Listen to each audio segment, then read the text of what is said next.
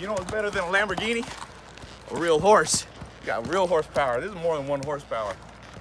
Just like Ferraris, the horse symbol. Off we go. So I took my mom on the trip, going to see the farm. You'll go crazy if you live in a city all the time. Even if you don't have a farm, just go out camping every once in a while, you know. Go back to your roots. Mom, you agree? I agree.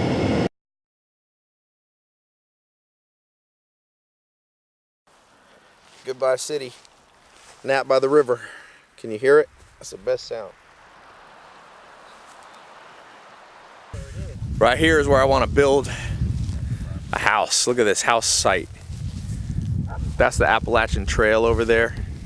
Now you never want to build on top of a hill completely because of the wind. But the views are beautiful.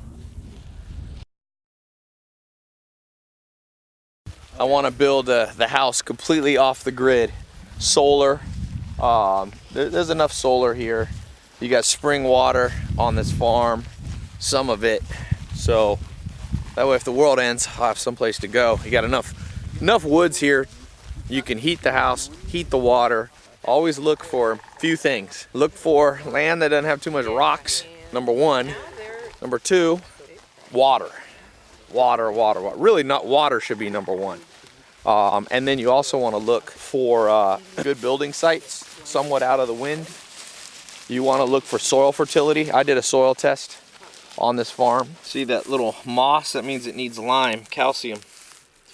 But it's pretty good soil there. That's what you want. Look at that. See the oak, walnut.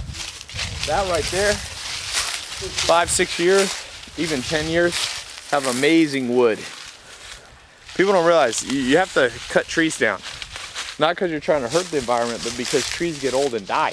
If you don't cut that down, it doesn't let a new tree grow. When I used to live in a mobile home, big tree like that fell right through it. Need a book out here. Actually, no book. Just relax and think. You get your non-GMO corn, you grow it yourself. This field right here, put into non-GMO corn for your chickens, for milk cows, and then you put it back into grass, alfalfa. That GMO stuff, nobody knows what it's gonna do. That's why you want to eat grass-fed if you can, because maybe there's no problem with GMO, but do you want to take the risk with your body? Is the question. You want to be the FDA's guinea pig? Grow melons down in the bottom here, and then you grow, because melons need the best soil. Usually the best soil is at the bottom of the hill. Non-GMO corn. You got heirloom tomatoes. When I'm done with this farm, it'll have more trees than it started. But some areas here I'll put back into pasture.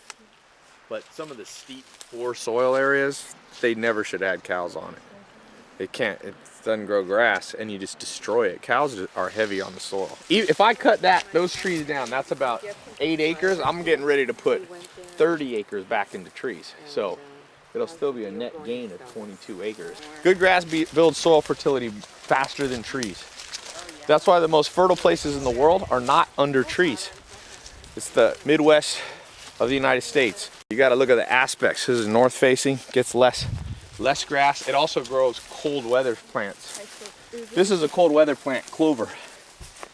On the flip side, you'll see more grass.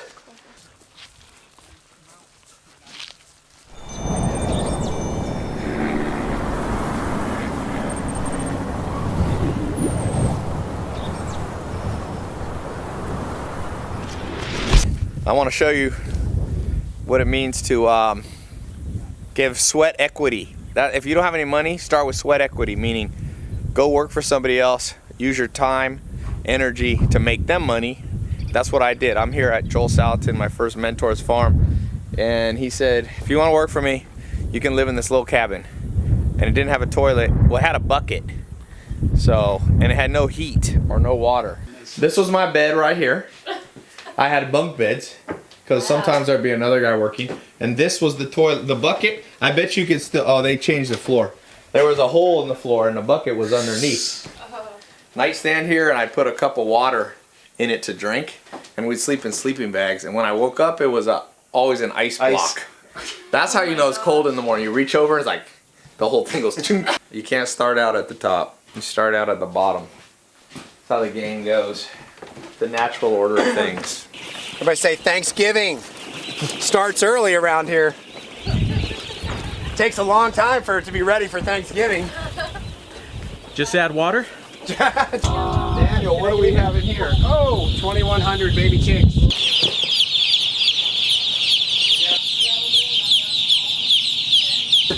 Look at their face. Cow. Kind of cranky all the time. I did soil test. Joel's versus his neighbors right over the fence, and Joel's way better. Joel's farm is like almost twice the fertility by using better farm practices.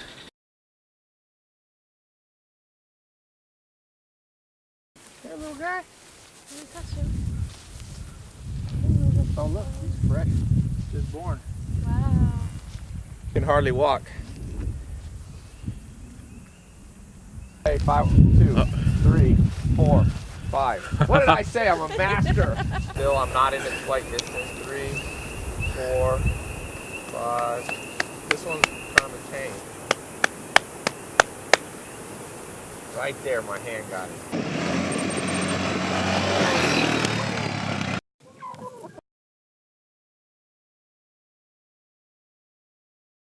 Even a lot of the eggs you see at Whole Foods where it says organic, yes, they might be organic feed, but they're still inside, they're not on grass, they're caged up, so they're not getting to eat bugs and they're not eating grass. Just like a human, if you don't eat any salad, you're not healthy. These chickens are getting fresh salad. They eat the grass, they eat the bugs, they scratch through, they're being a chicken.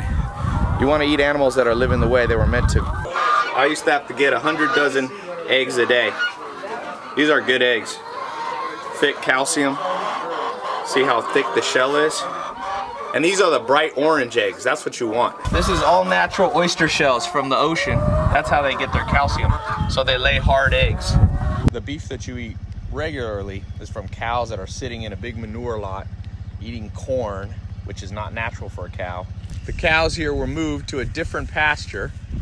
So rotational grazing. Look how nice that grass is. So the best beef you can eat comes from rotationally grazed cows. They're healthier, less parasites. They're getting better grass-fed. I'm working on another brand, cowsonapasture.com. Now the pigs are about to be let out on pasture, but now they're building compost for Joel. Joel calls it pigerator pork. He puts corn in there, and the pigs kind of flip the soil over, the compost over, and aerate it for them. They'll be out on pasture soon. It's kind of cool. They love it, and it doesn't smell bad because it's compost. It's not. That looks like it's manure, but it's not. It's compost. All you that are drinking protein powder, whey protein, stuff like that, even egg protein, I'm thinking of doing a pasture-raised egg protein powder. It'll be the best. I'm serious. No one has ever done that before. This is the kind of food you want to eat. Pigs on pasture, cows on pasture, chickens on pasture, not in factories, not on concrete.